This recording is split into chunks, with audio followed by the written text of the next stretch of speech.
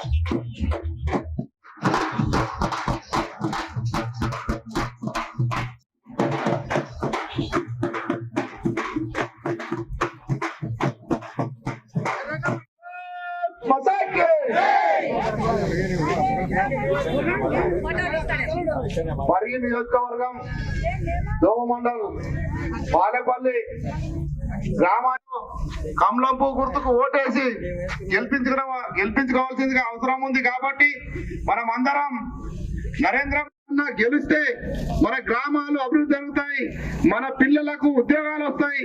కాబట్టి మనం అందరం కమలంపు గుర్తుకు ఓటేసి భారీ మూడో రోజు ప్రజా ఆశీర్వాద యాత్ర మూడో రోజు మంచిగా జరుగుతుంది. అందరు కూడా నవమొహాలతోటి మోడీ మోడీ మోడీ అంటున్నారు. ప్రతి ఒక్కరు మోడీ అంటున్నారు. మొన్న కాంగ్రెస్ వేసిన వాళ్ళు 60%, 55%, ఇంతకుముందు 45%, ఇప్పుడు పెరుగుతున్నది. 45 నుంచి 55% పెరిగింది. కాంగ్రెస్ కు ఓటేసిన వాళ్ళు ఇప్పుడు బీజేపీకి ఓటేసిన వాళ్ళు. చేసేది ఎవరు? సొమ్ము ఎవరిది, షోకవరదని ఇప్పుడు అందరికి తెలిసిపోయింది.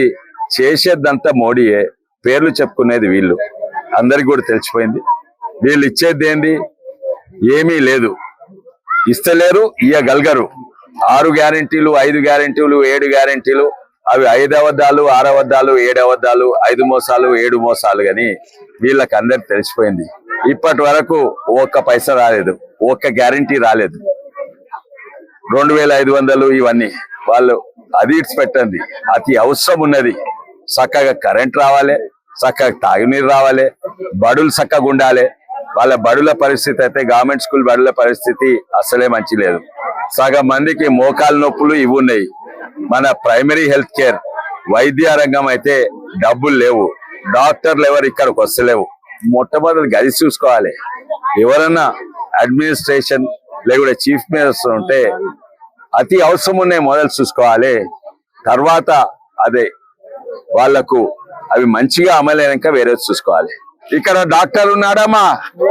లేడు. మీ బడి ఎట్లుందమ్మా? ఇంటర్మీడియట్ టీచర్లు ఉండు, ఒక్కడే ఉన్నాడు టీచర్. అడగండి మీరు, అవి చూసుకోండి. అవి అడ్మినిస్ట్రేషన్ పక్కకు పెట్టి రాజకీయాలు, ఎలక్షన్ క్యాంపెయిన్లు మొదలు పెడితే సీఎంలన్నా ఎవరైనా మినిస్టర్ల పని చేయాలి. ఎలక్షన్ల పని చేస్తే అప్పుడు రాష్ట్రం నిజంగానే గోవిందా అయినట్టు. ఇంత ముందు ఉన్న దురదృష్టం పోయింది. కొత్త ప్రభుత్వం వచ్చిందంటే 10 రోజులు మంచిగా నడిచింది, కానీ ఇప్పుడు తప్పుదారి నడుస్తుంది, తప్పుదారి పోతుంది.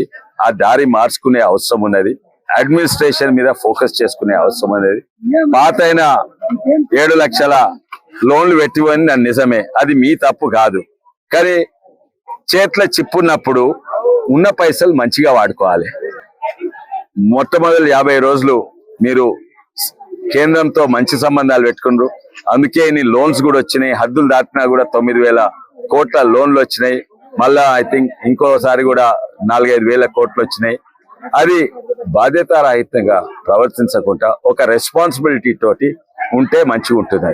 ఇప్పుడు మళ్ళీ కరెక్ట్ దారికి రావాలని నాది కాదు, వీళ్ళందరి అడగండి, వీళ్ళకి ఏం కాదు. అడుగు పెట్టనైనా ఇప్పుడు ఆయన నిలబడతాడంట, ఇప్పుడు ఆయన తిరుగుతాడంట, ఇప్పుడు ఓట్ల కొరకు తిరుగుతాడంట. ప్రజలు ఒప్పుకోరు. మీరు దుష్ప్రచారం బంద్ చేయండి. అంతా ప్రజలు మొత్తము బీజేపీ తోటి ఉండు, ప్రజలు మొత్తం నాతోటి ఉన్నారు. ఇక్కడికి వస్తే నువ్వెవరు అని అడుగుతావు. ఇప్పుడు సర్వే చేసినా కూడా ఎవరు ఎంపీ అంటే నీ పేరు కూడా అర్థమైతలేదు. ఇవన్నీ దుష్ప్రచారాలు మర్చిపోండి. ఇంకోటి, ఎవరినో ఇంత మంది ఇచ్చి నా మీటింగ్ లో పంపకండి. నిన్న మొన్న పంపినట్టు పంపకండి. ఇట్లా మీటింగ్లకు పంపి మీటింగ్లను డిస్టర్బ్ చేయకండి. అది దిగజారిన రాజకీయాలు.